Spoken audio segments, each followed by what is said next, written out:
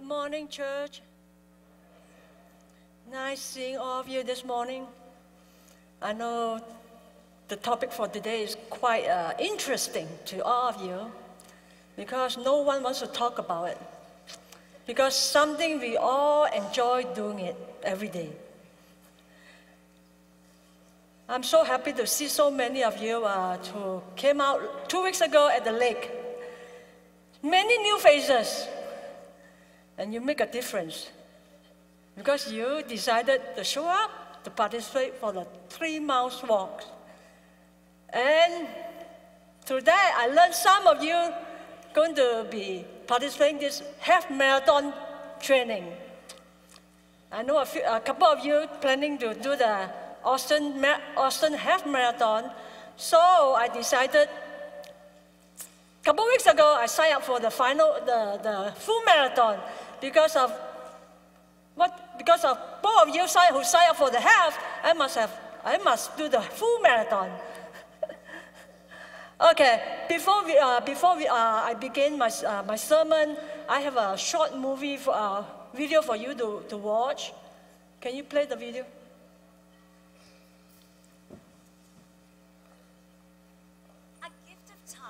Fitting name for a clock shop located in Loma Linda. People in this Inland Empire enclave 70 miles east of LA see more new days than practically any place else on the planet. Hi. Benita Welliver is 100, a spring chicken compared to her neighbor Betty Streisling. I feel great. Betty's 102.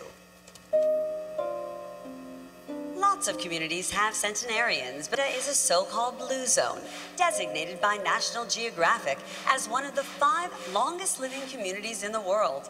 The average life expectancy here is anything but average. Mine would be about 89 years. Dr. Brian Bull is a pathologist, blood researcher, and former dean of the Loma Linda University Medical School. Now, being male automatically shortens my lifespan by about 2 years.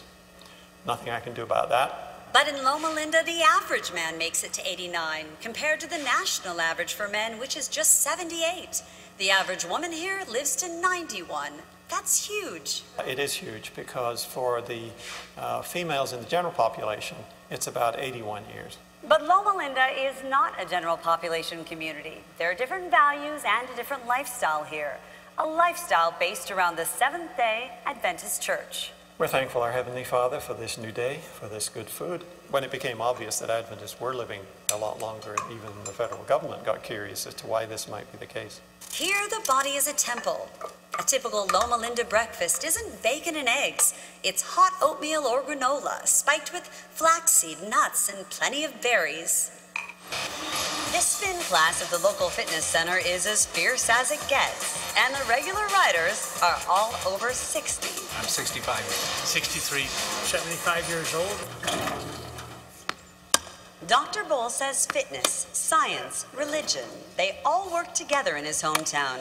Among Adventists, science has always been looked upon with approval, but never at the expense of being observant. Come here any Saturday, the labs are quiet, local businesses are closed, and you won't find much work going on, but you will find the chapel full. Saturday, which is the Sabbath, we go to church and meet with friends and family. Attention turns away from making a living. Instead, more important things. Where is your life going? Are you doing what you want to do? The science hasn't proven whether observing the Sabbath on its own helps you live longer, but that wouldn't be too surprising because I don't think the human organism is designed to work 7 days a week. I had dark hair then. Benita has no doubt following Adventist guidelines has contributed to her longevity, even if it means occasionally breaking the rules. Like today, I had to have a bite of something sweet, and then I felt like I became sweeter myself in disposition. Sweetness, too, may be a key to longevity, something Dr. Bull encourages in his 11-year-old granddaughter. We're here to serve God, and we serve God best by serving our fellow man. Which brings us to something universal among all the world's longest living communities. Viewing your life as meaningful. There's a lot to do if you're willing to do it.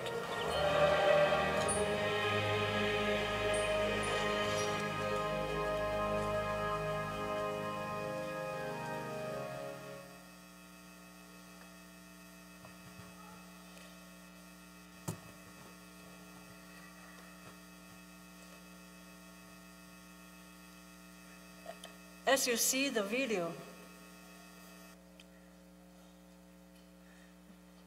The average age for the area is over 85, 95. They are still doing the spin class. Can you imagine? You know, if you eat healthy, your life will just be like them. You know, if we can keep up with the food that God designed for you and me. Desserts for breakfast. Anyone? Does it look familiar on your breakfast table? Oh, yes. Look, what do we have? Drowning your pancakes with what? Caramel. You see, it looks like caramel to me. It sounds good. It tastes good to me. Millions of us start our day with sugar-coated breakfast cereals. Frosted Pop-Tarts. Do you have frosted Pop-Tarts in your pantry? Yes. Captain Crunch. We all love Captain Crunch, don't we? Yes, we all love Captain Crunch. Oh, just few miles away from here. What is that one? Round Rock Donuts. That's my favorite, you know. That's the only donut I will eat. And muffins and the cinnamon roll, you know, that a few miles down the road, what we call the IKEA. Inside IKEA, they sell this, the cinnamon rolls that we all love. Yep, that's what we do in the morning. We love to eat that sugar thing. Then, from the mid-morning, what do we eat? You grab for a candy bar or a can of soda. And then after lunch, what do we do? Go for more sweets, cookies. That's yummy. And then what? After dinner, what do we do? Yeah, that's right. We have ice cream. And then we have ice cream what? We have maybe a slice of cheesecake, a piece of pie. That's what we eat. That's what being an American know about. All right, let's see. Look at the figures. What is that? What is telling you and me? United States on top of the chart. Okay, this thing keeps coming off my yeah. It's on top of the chart. That's what we do. Sugar, sugar, sugar all day long. Chances are, you already know that eating too much sugar isn't good for you. Yet, you are probably still overdoing it. Am I right? The average American consumes about 156 pounds of sugar each year per capita, according to the U.S. Department of Agriculture. Here, look at this. The American Heart Association recommends limiting daily intake of extra sugar to no more than 100 calories a day. That's for women, most women. And the men's, no more than 150 calories per day. Are you on that target? Huh? Yes, we do need sugar. We don't need sugar for energy, but are we choosing the right carbohydrates for our body to power our lives every day, to give us energy to do things? The human body is designed to run primarily on complex carbohydrates. What are the complex carbohydrates? Baked potatoes, grains, whole grains, legumes, fruits, and vegetables. Complex carbohydrates are broken down by the body throughout the day, providing a steady supply of energy to our body. Carbohydrates are the body's main source of energy. We do need energy, we do need sugar. Are we choosing the right type of sugar? We are carefully crafted by our Creator. Our bodies need the premium fuel to power our lives. And that fuel comes from the food we eat. Without the right nutrition, our body just do not function properly. There are two types of sugars. One is called the natural sugar, and the other one called the added sugar. What is added sugar to you? High fructose corn syrup is something you see in your kitchen. You open your kitchen pantry, what do you see? You see your pasta. What is in it? What is the ingredient in your pasta? You look at your tomato sauce, you look at your pasta sauce, what is in it? Oh, I know some of you love drinking soda every day. That is very high fructose, the sugar in it. And the natural sugar, what is the natural sugar are those God created for you and me. Fruits, vegetables, milk. Those are the natural sugar that we should eat. Eating sugar on a regular basis is just like laying out a welcome mat for illness. Ellen White wrote, sugar clogs the system. It hinders the working of the living machine. Do you know that? No matter what it costs, sugar is sugar. It has no nutrients, and it can negatively affect your body in many ways. Sugar can mess with your health from head to toes. Ellen White wrote this, and from the light given me, sugar, when largely used, is more injurious than meat. You hear that? It's worse than meat. I know some of you quit eating meat, but are you quitting the sugar part of it? It's worse than meat. Here are the harmful effects of sugar. Sugar may zap your brain. Have you heard about sugar makes you forget things?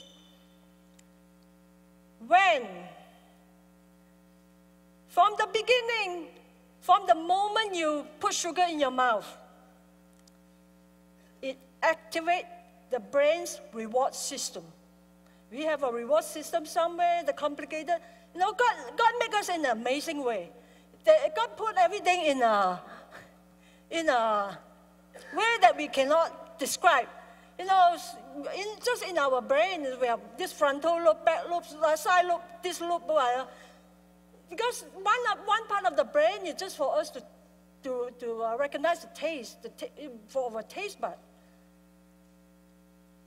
From the moment you put sugar in the brain, in the mouth, it activates the brain's reward system by releasing the dopamine, which is the feel-good system, the feel-good hormone, through a series of chemicals and electrical pathways. Frequent sugar intake means that the brain eventually gets accustomed to the high and become less sensitive to sugar. It means let's say you eat a piece of pie or cheesecake. We all love cheesecake, don't we? First bite in your mouth. Tastes good, isn't it? Yeah, it tastes good. Then we ask for the second bite. And then we ask for more and more. One slice of pie. Cheesecake is not enough. We go for the second piece of cheesecake. That's how the brain rewards you. It's like, make me feel good. I ask for more. I ask for more. So when we get to the point that we're asking for more and more, your brain requires more and more sugar over time. And then guess what? Eating too much sugar, research indicates that a diet high in added sugar reduces the production of brain chemical known as brain-derived neurotrophic factor, BDNF. just remember that B, D, and F. Our brains can form new memories, and we can learn or remember much of anything.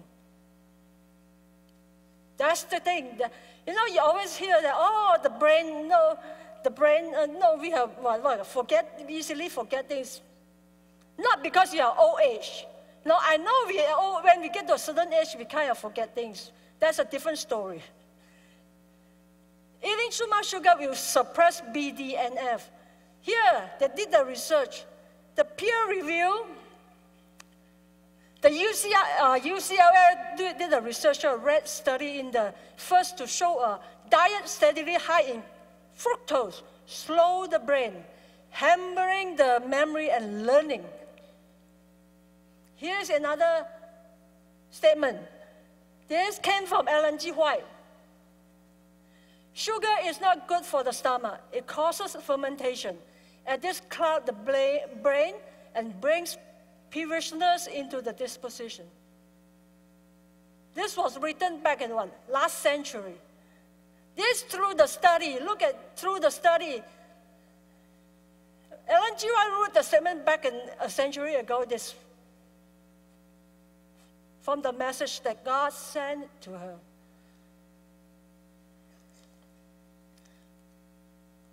Sugar can damage your heart. According to the study published by JMA, Internal Medicine, those who got 17 to 21% of calories from added sugar had a 38% higher risk of dying from heart disease, compared to those consume 8% of their calories from added sugar. That's the difference. For a 2013 study in the Journal of American Heart Association, display a strong evidence that sugar can actually affect the pumping mechanism of your heart and could increase the risk of heart failure. Sugar can damage your liver. Too much sugar and high fructose corn syrup gets stored as fat in the liver. It causes fatty buildup that can lead to liver fatty disease. Eating too much sugar may also cause your liver to become resistant to insulin. Insulin is a hormone that helps turn the sugar in your bloodstream into energy.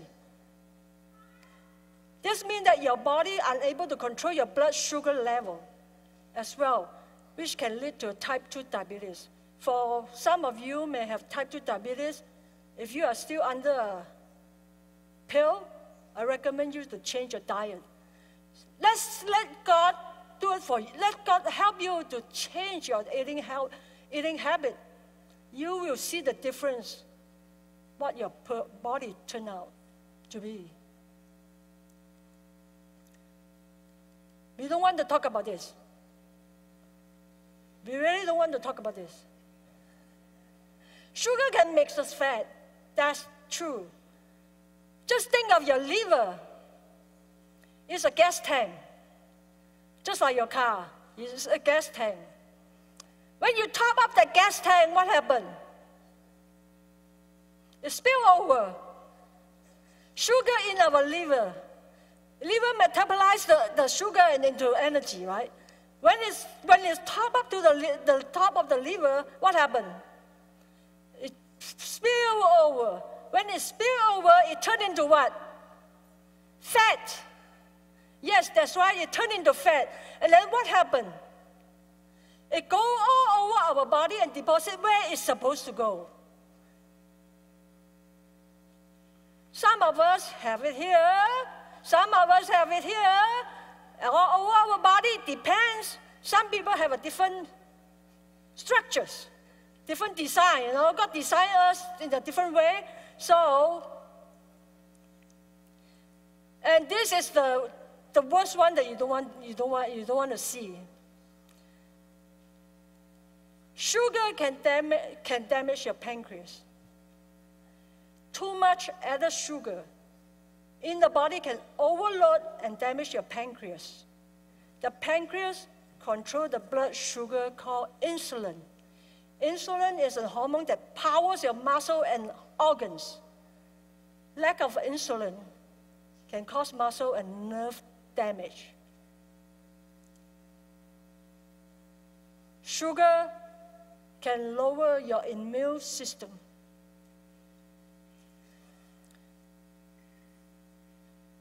Have you heard of when you're getting a cold and then it takes forever to heal, or you have allergy and take forever to heal? What causes that? Your body have this thing called white blood cells. White blood cell is just like an army, a little armies. Inside your body is fighting for disease, fighting. It keeps the foreign invader come to your body. God created this little thing, acts like an army to protect us, to keep us from the invader, from the diseases. The more sugar you eat, guess what? The harder, so the white blood cell will keep fighting, keep producing more and more white blood cell, so that the white blood cell can defend us, to keep us healthy. Eating sugar can suppress your immune system. That's why it takes your cold forever to go away. That's why it takes, allergy is the same thing. If you cut down your sugar, you will feel better. According to a study, 1973 study done by Loma Linda University, when you eat 100 grams of sugar, about as much as sugar you find in a 1 liter bottle of soda, your white blood cells are 40% less effective at killing germs. This can cripple your immune system for up to 5 hours after eating sugars. Do you still like your soda? Huh? I know, because I saw some dessert in the kitchen right now. This morning, I saw one big cake in there. Yep, after we finish the sermon, we can all go and eat the sugar.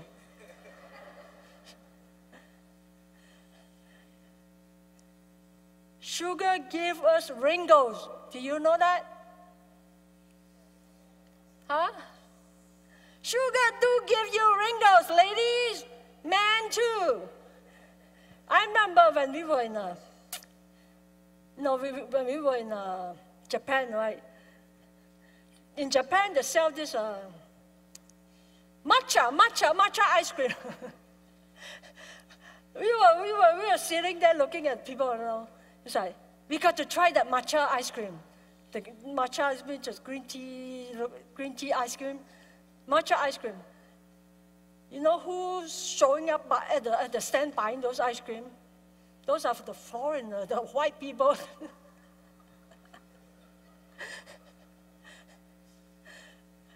You know, the Japanese eat this different.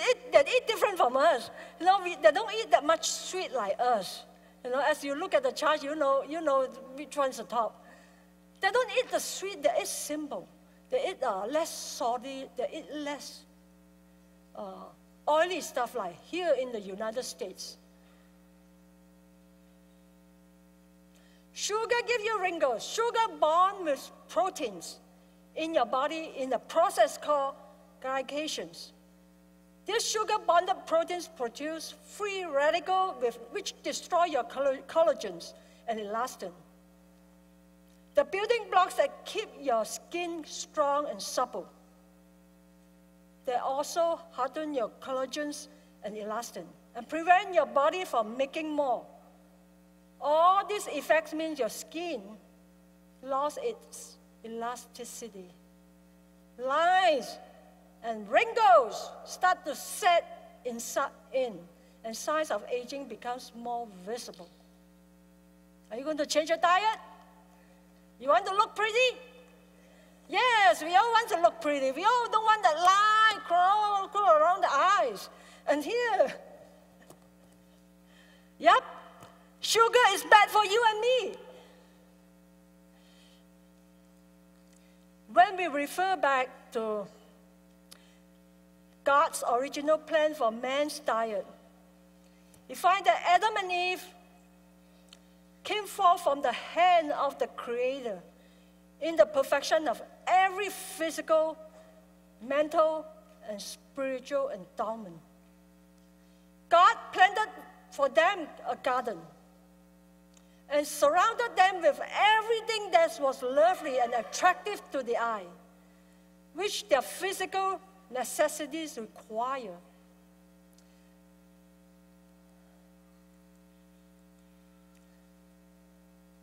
According to Genesis 1:29, and God said, "Behold, I have given you every herb bearing seeds, which is upon the face of all the earth, and every tree in the which is the fruit of a tree yielding seeds. To you it shall be for food to eat." And yes, here in Genesis 1:29, we find that the instruction God, the Creator, gave Adam and Eve what foods they should eat to sustain the physical life and body. Ellen White wrote, "God has furnished man with abundant means for the gratifications of an unperverted appetite. He has spread before him the products of the earth, a bountiful of variety of food that is palatable to the taste and nutritious to the system. Of this, our benevolent Heavenly Father says, we may freely eat fruits, grains, and vegetables prepared in a simple way, free from spice and grease of all kinds, made with milk or cream, the most healthful diet." That is back to the nature, back to the original diet God planted for Adam and Eve, which God designed for Adam and Eve, which is intended for us to enjoy. Not all the sweeties, not all the processed food in the can. No, I got nothing against the lavender stuff. When you look at the label, you look at the ingredients and see what is in it. Every time when you go to the supermarket, do you actually look at the calories? We ladies like to look at the calories. We count how many calories we eat every day. When you look at the label, you look at the sugar contents, see what is in it. When you add those sugar content together throughout the days, see whether you eat more than what you're supposed to be.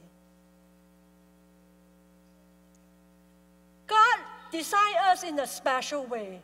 God planned for us is to eat the healthy food, what is good for us.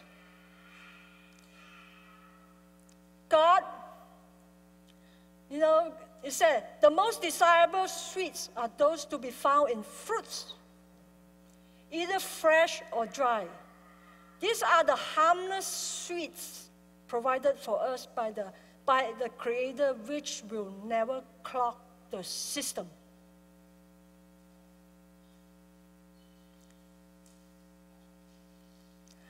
Ellen G. White wrote this: "The Creator of man has arranged the living machinery of our bodies.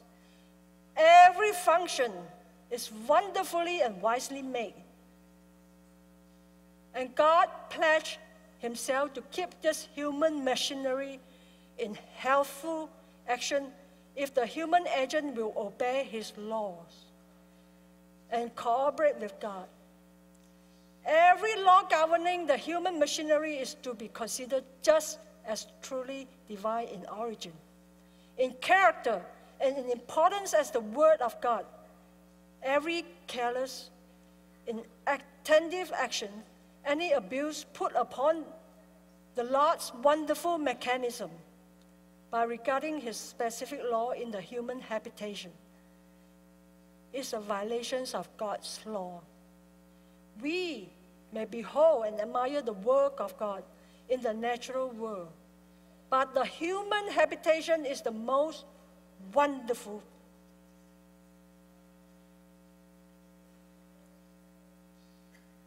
God created us with a taste buds.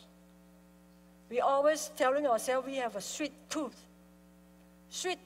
for everything that we enjoy. God created us with a taste bud so that we might enjoy the food we eat. But we have perverted those taste buds. Can they ever be normal again? I want you to do a challenge yourself. Try it for 2 weeks. 2 weeks, I want to try it for 2 weeks. For yourself, without sugar. 2 weeks, you can have fruits, but with no sugar. 2 weeks, you will find the difference after 2 weeks. See how your body feels. Your taste bud will change. You will eat less sugar and less sugar. Give yourself a 2 weeks challenge. Do it for everyone around you. Do it for yourself. Do it for your kids. Do it for your family. Do it for your relatives. And try it for 2 weeks. And come back and tell me, see whether there's a difference with sugar, than without sugar.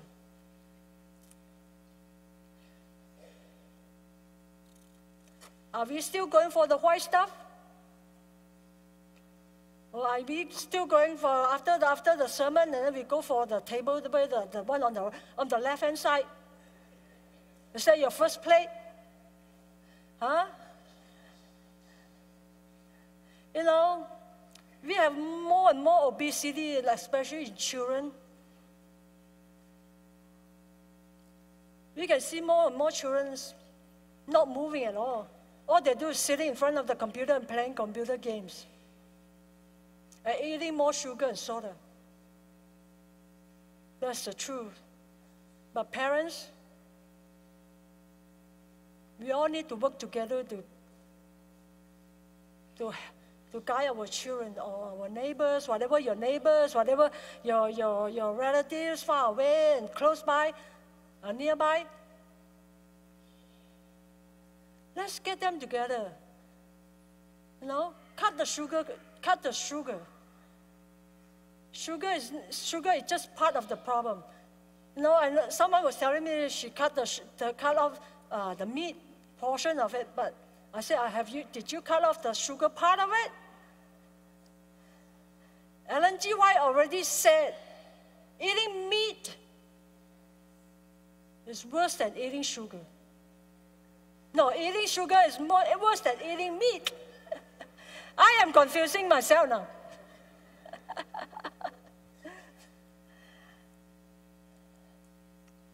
Matthew 26:41. Watch and pray so that you will not fall into temptation. The spirit is willing, but the body is weak. Our Creator created a lifestyle complete with everything we need to eat and live healthy. One of the greatest motivations to keep our bodies in good health is to honor the God who created us. I want to leave you this, Philippians 4:13. I can do all this through Him who gives me strength. This is my favorite text. I use it all the time, not just eating. I use it when I go running, especially when I train for a marathon. As a marathoner, that's the hardest part. When you run the last few miles, there's what we call the wall. So He can give us strength. I know we are weak. The temptation is there. Can we get rid of the sugar? Huh? Try a 2 weeks challenge and come back and tell me how you feel in 2 weeks. Starting today. No. Okay, I give you one more day, which is, let's start tomorrow. Because those dessert there in the kitchen, it looks good. So we can do that. Let's start tomorrow for 2 weeks. See what's your taste bud tastes like. See how you like your sugar after 2 weeks. I guarantee you will cut off your sugar. Okay, let's sing our closing song. I choose full life. Let's get the praise team to come up.